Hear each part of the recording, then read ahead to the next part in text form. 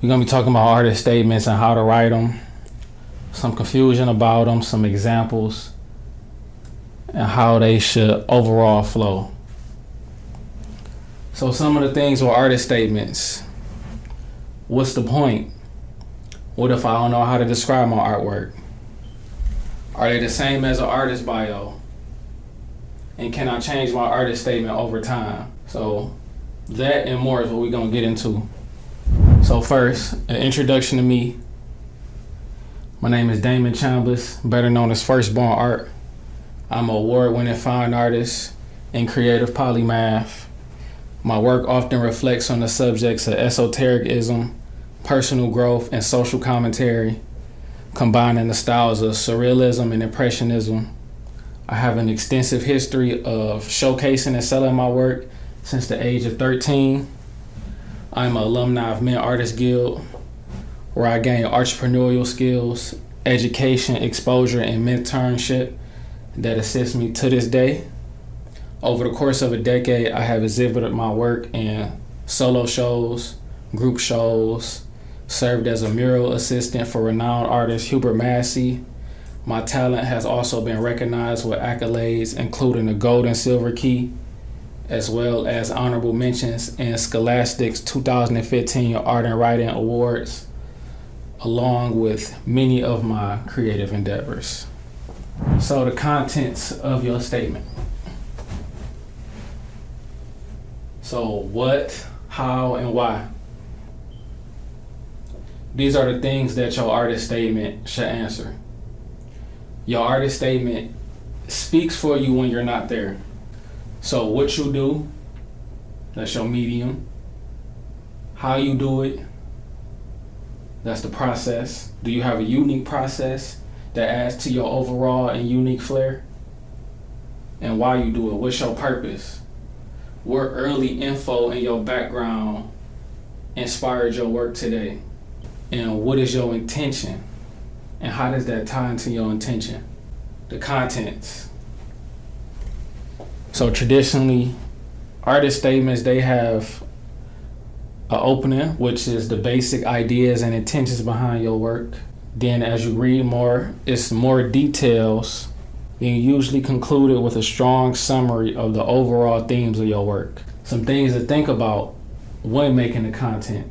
It's good to know your motivation. Include anything relevant to how your work came to be. Like I said, is there anything in your past that adds to your unique flair? Do you have a unique process? Do you use certain unique materials? And overview your output, which is vocalizing your cohesiveness. Voice your style. Like I said, your work is speaking for you when you're not there. And provide examples using certain pieces. So a lot of artists, they focus on like 2 or 3 of their masterpieces. Usually one, they talk about it in their artist statement. Usually the masterpiece, it's a good summary of your work. It's like all the things of your work in one. And have a longer version and versions for different scenarios. So that could look like a version for your website, shows, submissions, so you can fit their criteria, press, interviews, things in that boat. The point of your statement, of your artist statement, is to get a look into your mind, basically. Get a look into your creative process, the themes and concepts displayed in your work, so your audience can connect with your intention and get a deeper understanding of your work, which will lead to them spending some money. So certain confusions about artist statements. It might be, okay, what's the point? Overall, the point of an artist statement is to provide context to your work. It's speaking for you when you're not there. You're in a group show for a month and a half. Of course, you're not going to be at the gallery every day. People come to view work with what they already know. So you shed off a little bit of that by providing an artist statement. What if you don't know how to describe your art? A good way to start is to ask your collectors, ask your friends, ask your followers. Ask them for words they would use to describe your work, and you just go from there. Is it the same as an artist bio?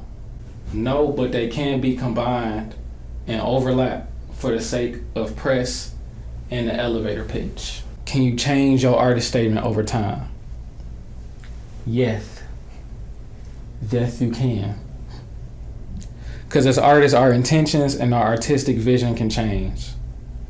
So it is important to keep your statement updated if your creative direction change. Usually you see artists change their artist statements, but it's not too far off.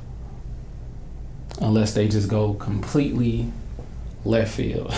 So I'm gonna go into some examples of some artist statements, and highlighted will be some good key things that I'm pointing out in each artist statement. So thank you to Dora Kelley for sending in her artist statement so I can use it as an example.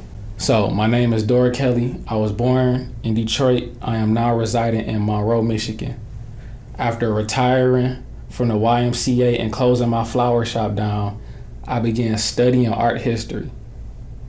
Right there, that goes into how her artwork came to be. We read further down. I absolutely love learning about art and artists. This is when I decided to teach myself how to paint, put my first painting in a contest and won runner-up. That was all the encouragement I needed to start my art career. So when you're describing your art, the main objective is to communicate the overall essence and intention behind your work in a genuine manner, of course. Some more examples.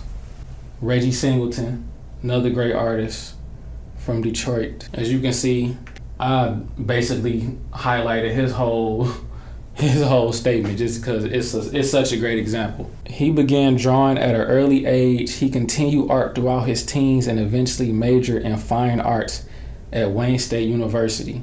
Reggie Singleton has studied figural drawing as well as painting and design. The early abstract expressionists are also a love of his.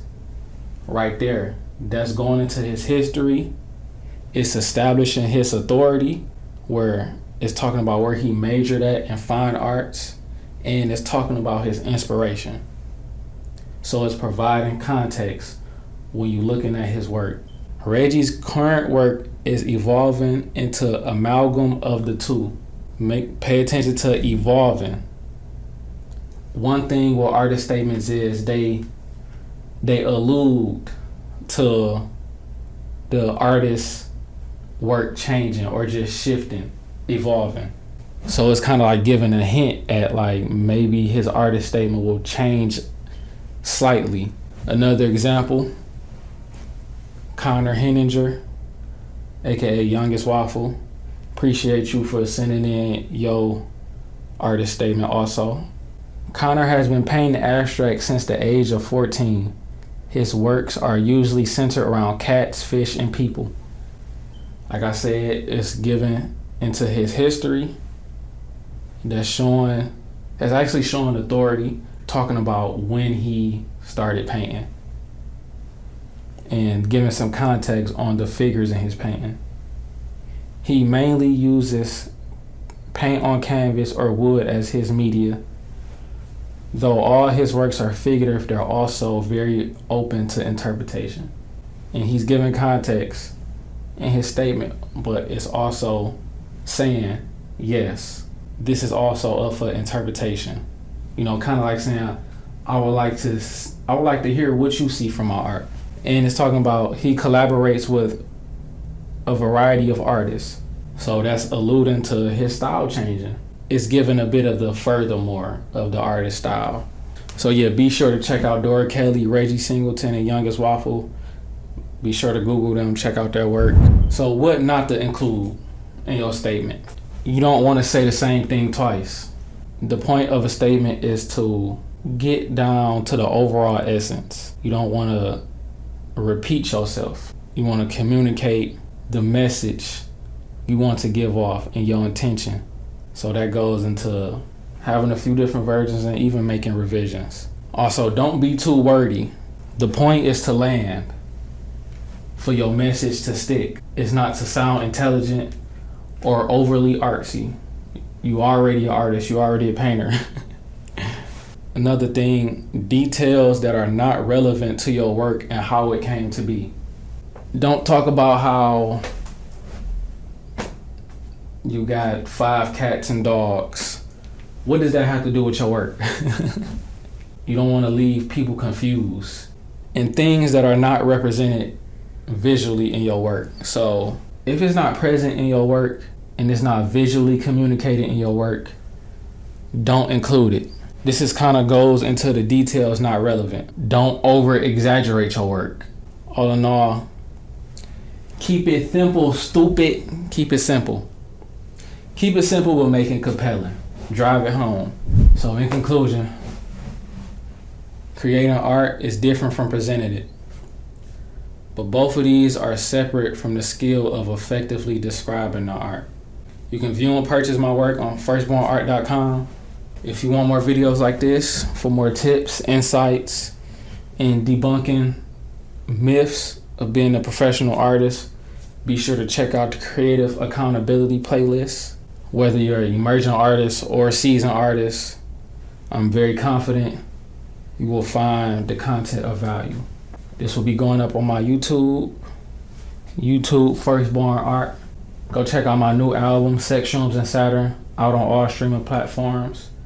I appreciate y'all for the engagement. That's Firstborn Art. Thank you.